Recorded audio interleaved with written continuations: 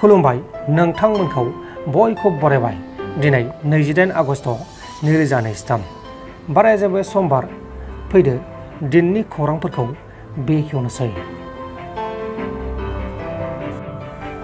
अनजालि दैमारि एक्स NDFB United फराम आरो एबसु आफादनि थान्दै हानजाया बिटिआर गोरोबथानि दफा बायदियै रन्जन दैमारि बिथांजों लोगोसे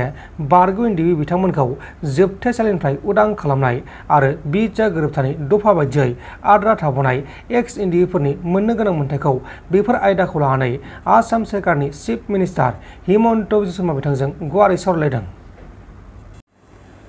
काछार डिस्ट्रिक्टनि सिङाव थानाय सिलचराव बीजेपी हान्जानि एमपि राज टिब्रयनि नखराव सासे 10 बोसोर बैसोनि हौवासा गथ'खौ थैना थानायाव बोखांनो हादों आरो थैनाय गथ'नि गोदोनायाव सिजों मेरायनाय दंमोन आरो पुलिसआ गोथै सह'खौ बोखांनानै सिलचर मेडिकेल हस्पिटालाव पस्टमर्टेम खालामनो थाखाय दैथायहरनानै जाथायनि सायाव पुलिसआ नायबिजिरनाय जादों आरो बे गथ'खौ हारसिंनो थैदों होननानै सन्देह खालामनाय जादों आरो थैनाय गथ'नि बिमाया बीजेपी हान्जानि एमपि बिथांनि नखराव थांनाय 2 बोसोरनिफ्रायनो खामानि मावबोगासिनो दंमोन।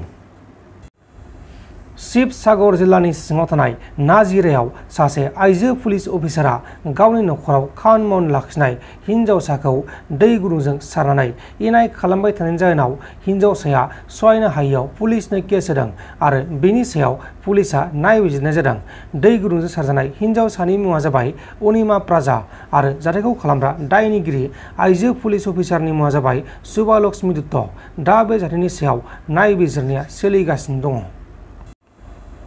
मणिपुरनि बिष्णुपुर जिल्लानि सिङाव थानाय कुम्भिकुगा वांमायाव सासे 30 बोसोर बैसोनि सुबुंखौ सोरबा स्नेमनि दुथां सुबुंफोरा गुलि गावना बुथारना गालांदों। गावथार जानाय सुबुंनि मुङा जाबाय कांगिंबाम सन्जय। सन्जयखौ न'निफ्राय लांखारनानै गावथारनानै गारना गालांदों। दा बे जाथायनि सायाव नायबिजिरनाया सोलिगासिनो दं। गुवाहाटी गोजौ बिजिरसालिनि बिथोन होनाय बायदियै ट्राइबेल बेल्ट एन्ड ब्लकआव थानायफोरखौ बिटिआर सोरखारा मावथारनांगौ। हानि थाखायनो जोङो सोमावसारदोंमोन। बे समावनो जोंनि हाखौ संरैखा खालामथारनांगौ। राजखान्थि हान्जाफोरा बेखौ लानानै राजखान्थि गेलेनाङा बे बाथ्राखौ बुंदों आदित्य खाख्लारि बिथाङा। बे केसआव जा जाजमेन्ट होबाय बे जाजमेन्टखौ इमप्लिमेन्ट खालामनाया बिटिआर गभर्नमेन्टनि डिउटि आरो बे डिउटिखौ बिथांमोना फालिथारनांगोन। आरो बे मोननै मोनथामल' थावनियावल' नङा आरोबो गोबां एनक्रोचार दङ।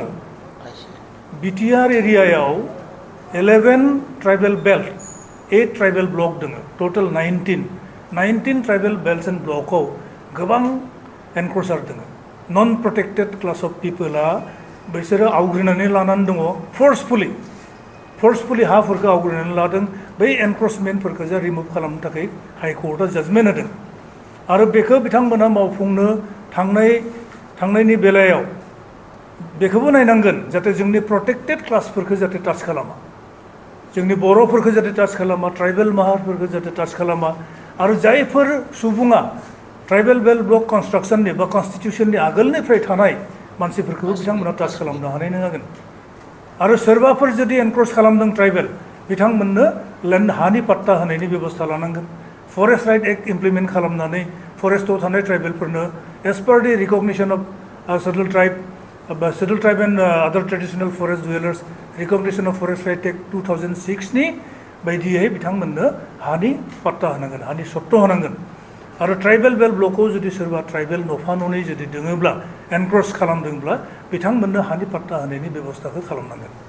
आरो जों नुनो मोन्दों गोबां गुबुन गुबुन राजखान्थि हान्जानि लिडारफोरा अद्भुत खायफा मन्तब्य खालामनाय जों खोनानो मोन्दों, नुनो मोन्दों ससियेल मिडियायाव। नाथाय जोंनि दिनैनि बे मिटिङा बिथांमोननिसिम एपिल खालामदों जे राजनितिनि उर्ध्वआव थानानै राजनितिनि सायाव थांनानै जोंनि ट्राइबेलनि हाफोरखौ माबोरै बासायनो हायो, ट्राइबेल बेल्ट ब्लकफोरखौ बोरैहाय प्रटेक्ट खालामनो हायो, बेनि थाखाय बिथांमोनाबो हेफाजाब होनांगौ। बिटिसि गभर्नमेन्टखौ हेफाजाब होनांगौ आरो एनक्रोचारफोरखौ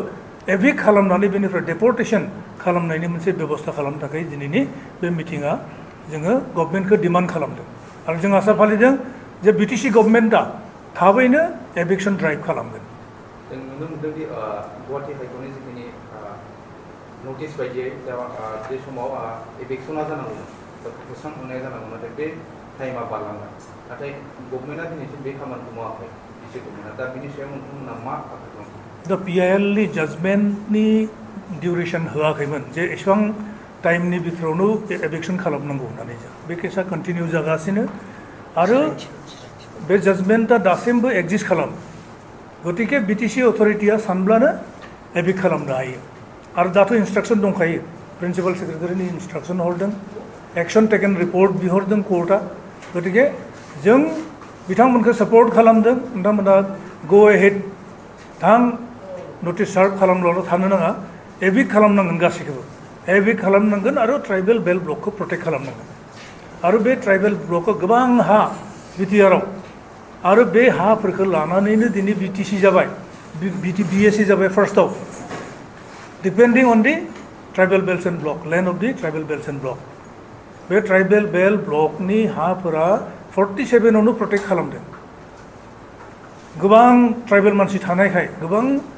डाउन ट्रोडेन मानसि थानायखाय बेकवार्ड क्लासेस पिपल थानायखाय बे एरियाफोरखौ प्रटेक्टेड बेल्ट एन्ड ब्लक होननानै जा क्रिएट खालामदों आरो बडलेण्ड मुभमेन्टनि गुदि बाथ्रायानो बेनो ट्राइबेल बेल्ट ब्लक प्रटेक्शन खालामनाय ओंखायनो 1993आव जा BSC जादों 2003आव जा BTC जादों आरो 27 जानुवारियाव जा मा जादों BTR जादों बेसा मा बेसा जादों ट्राइबेल बेल्ट एन्ड ब्लक बे थावनिया जोंनि खामोन ट्राइबेलनि खामोन माने जोंनि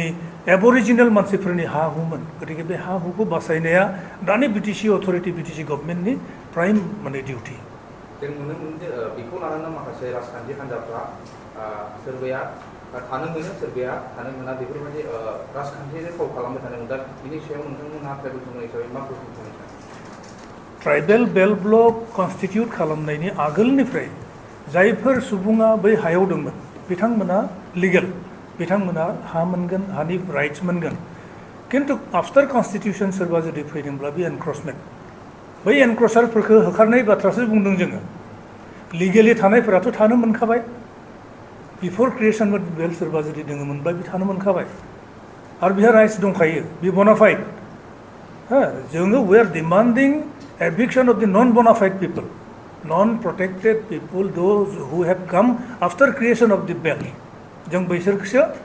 एभिक्ट खालामनायनि बाथ्राखौ बुंदों सनितपुर डिस्ट्रिक्टनि सिङाव थानाय हग्राजुलि हालामनि रनसाय नार्जारी बिथाङा गुवाहाटी नोगोरमानि सिङाव थानाय गरसुकनि गंसे कम्पानियाव खामानि मावनो थाफैनाय समाव अबथिरायै जिउ गोमादोंमोन आरो बे जाथायखौ बुथारनाय जाथायसो होननानै सन्देहबो खालामनाय जादों लोगोसे बे जाथायखौ लानानै एबसु आरो XNDB आफादा बिथांनि नखरखौ मदद खालामदों अदेबानि कम्पानिनिफ्राय रांनि अनसुंथाइखौ बिनानै होदों